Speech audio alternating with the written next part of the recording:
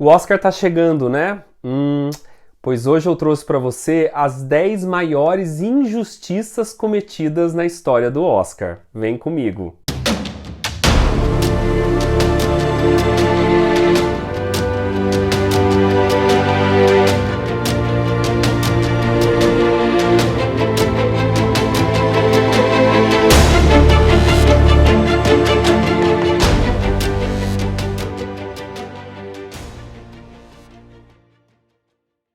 Gente, para celebrar o Oscar que está chegando, que tal falar das coisas erradas que a cerimônia já fez ao longo da história?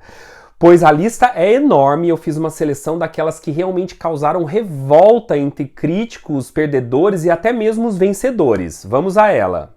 Em 10º lugar está Judy Garland versus Grace Kelly.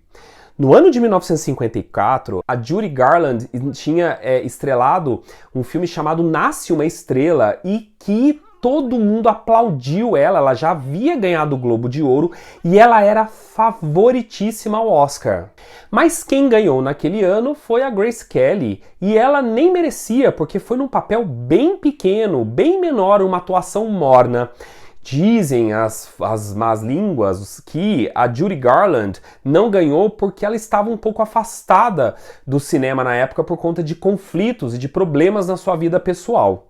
Em 9º lugar, inacreditável, é o Oscar dado os Oscars dados ao Kramer versus Kramer em detrimento do Apocalipse Now do Francis Ford Coppola. Kramer vs. Kramer, do Robert Benton, ganhou diversos prêmios para atores, atrizes, Dustin Hoffman, Meryl Streep, várias pessoas do elenco. Mas o fato de ter derrotado o Apocalipse Now na categoria de melhor filme foi inaceitável. Por quê?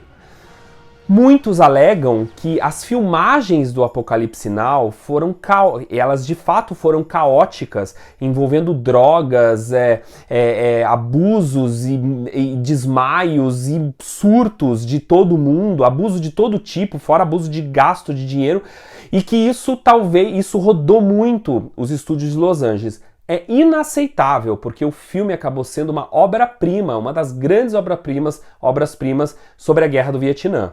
Em 8º lugar está um caso que provavelmente foi um caso de homofobia, que é o prêmio dado a Crash, No Limite, em detrimento do favoritíssimo da noite, que era O Segredo de Brokeback Mountain, do Ang Lee. Todo mundo esperava que o Ang Lee levasse o prêmio de melhor filme e, no entanto, quando foi anunciado, o Jack Nicholson anuncia o Crash, até mesmo ele parece surpreso com a notícia. Por que isso aconteceu? Ora, os tempos eram outros em Hollywood. Vamos lembrar que a academia só depois vai começar um processo profundo de diversificação dos votantes. Então dá para imaginar que o filme do Ang Lee, que é uma espécie de faroeste gay, né, brilhantemente interpretado pelo Heath Ledger e pelo Jake Gyllenhaal, é lindíssimo, emocionante, ele tem assustado aqueles votantes brancos, heterossexuais que fazem parte da academia, que hoje, felizmente, já não são, talvez, a maioria. Bom, o 7º lugar mexe no meu âmago, que é o Oscar dado a Gwyneth Paltrow em detrimento da atuação da Fernanda Montenegro. Aí você vai falar, em Central do Brasil, aí você vai falar, é porque você é brasileiro. Bom, assista, se você tiver bom senso, assista e veja a atuação da Gwyneth Paltrow em Shakespeare Apaixonado, que também levou outros prêmios injustos da noite, em detrimento da Fernanda Montenegro, que foi aplaudida 10 minutos de pé no Festival de Berlim e que levou a plateia às lágrimas. Veja se eu estou exagerando ou se eu estou colocando o Brasil à frente. Eu xinguei de lagartixa azeda a Gwyneth Paltrow durante anos e anos e anos até fazer as pazes com essa injustiça, fazendo as pazes, diminuindo a importância do Oscar. A gente precisa fazer isso com tantos festivais importantes no mundo, né? Agora, aquele era o momento. A Fernandona era a melhor atriz, a melhor interpretação do ano. Em 6º lugar está Rocky. É um bom filme? É. Só que Rocky nocauteou no Oscar Taxi Driver, Rede de Intrigas e Todos os Homens do Presidente. Aí não dá. Vamos lá. Por que Rocky fez isso? Porque é uma história que realmente emocionou, né, protagonizada pelo Sylvester Stallone, realmente emocionou pela aquela coisa do perdedor receber uma última chance, a trilha musical, a interpretação dele tá muito boa. Agora, ele bater Rede de Intrigas, mas Taxi Driver, que pra mim até hoje é o maior filme da história do Scorsese, da carreira do Scorsese, e Todos os Homens do Presidente, que fala do escândalo do Richard Nixon, de Watergate, e que esses dois, Taxi Driver e Todos os Homens do Presidente, entraram no Olimpo da história do cinema, muito acima do Rocky, mostrando como a academia às vezes dá uns foras que só por Jesus. Em quinto lugar está o vencedor daquele ano, Operação França, com Gene Hackman, que perto do filme que ele roubou o Oscar, ele é um Velozes e Furiosos. O filme que perdeu, Laranja Mecânica, do maior diretor de todos os tempos, o Stanley Kubrick.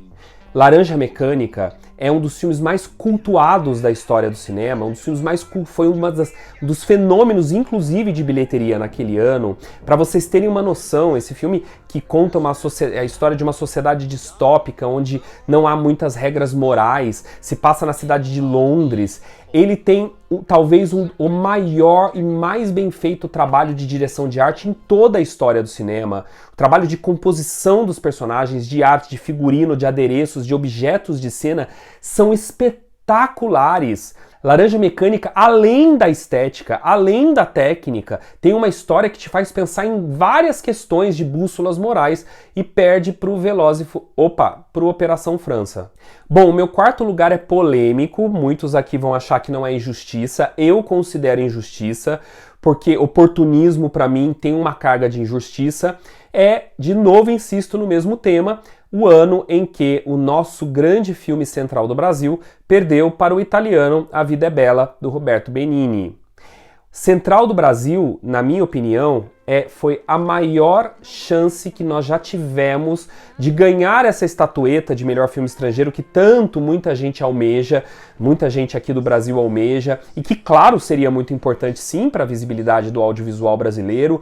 E ali foi a melhor chance, porque além de um filme perfeitamente fotografado pelo meu querido Walter Carvalho, que assina o prefácio do meu livro História do Cinema Mundial, ele, além de tudo, ele foi perfeitamente dirigido pelo Walter Salles e com uma composição de personagens, a Fernanda Montenegro, que a curva da personagem, do começo ao fim, daquela mulher dura que vai se amolecendo com essa road movie, que nessa jornada que ela passa com o garoto Vinícius, a atuação do menino, especialmente ali na Central do Brasil, no começo, em que ele pede a carta de volta da mãe de embargar a garganta. E aí vem um filme, claro que oportunista, e eu não estou falando mal necessariamente, é um filme sobre a Segunda Guerra Mundial, que envolve o que aconteceu com os judeus, num momento, numa década em que o Oscar estava fazendo uma série de produções lembrando, rememorando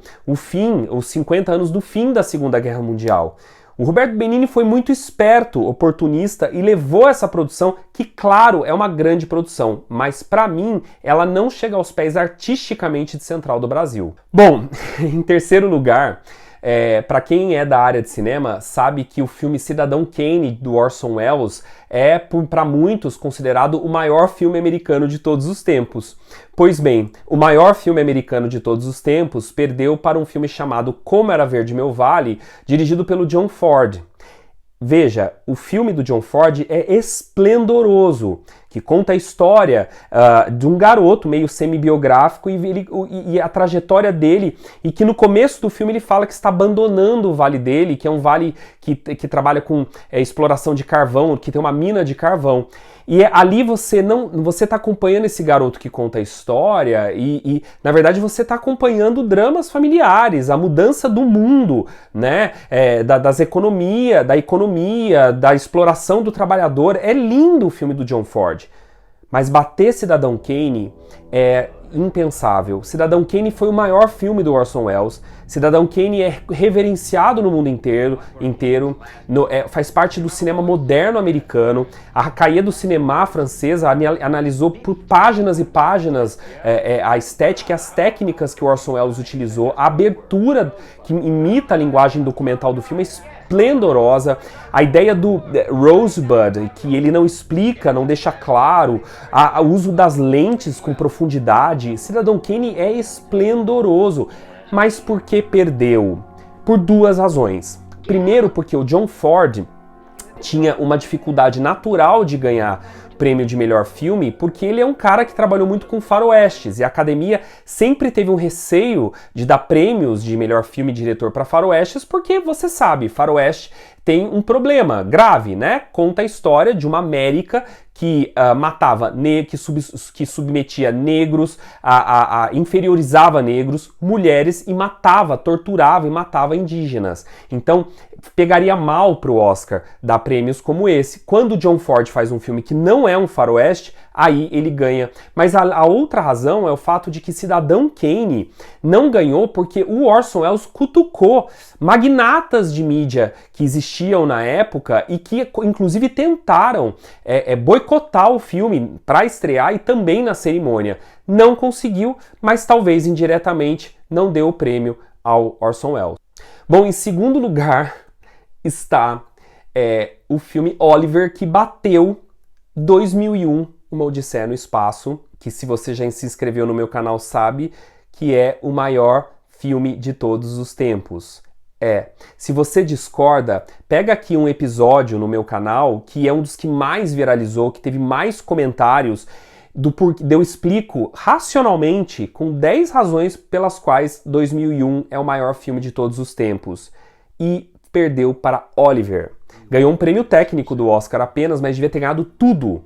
2001 eu vou até economizar em palavras, porque eu tenho um episódio só que fale sobre isso, mas ele é uma obra-prima em vários sentidos. Ele não é um filme retrofuturista, os elementos visuais do filme, como tela touchscreen, até hoje são válidos. A composição da história, o Kubrick em 68 já estava falando de inteligência artificial, quando ela pode nos enganar. O Kubrick e o filme todo fala de questões como os grandes mistérios do universo, o que é o monolito, quando a gente vai encontrar a grande resposta de onde nós viemos e o que tem no universo.